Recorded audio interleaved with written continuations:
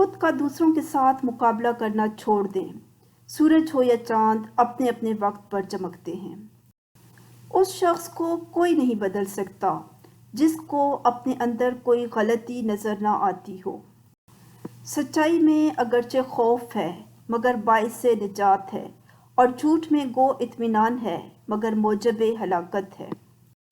دشمن بنانے کے لیے ضروری نہیں کہ آپ کسی سے لڑائی کریں، بس حق اور سچ بولیں، بے شمار دشمن آپ کو اپنے خاندان میں ہی مل جائیں گے۔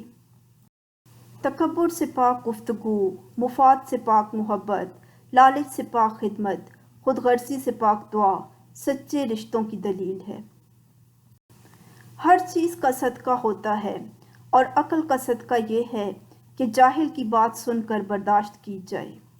حضرت علی رضی اللہ تعالیٰ عنہ نے فرمایا، محبت دور کے لوگوں کو قریب، عداوت قریب کے لوگوں کو دور کر دیتی ہے۔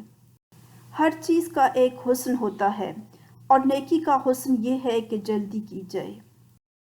اپنی غلطی کا اعتراف کر لینا ایک بہترین خصوصیت ہے۔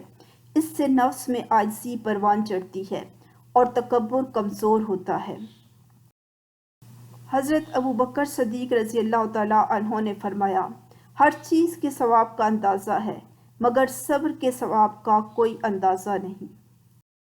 Please like and share the video and subscribe my channel. Allah Hafiz.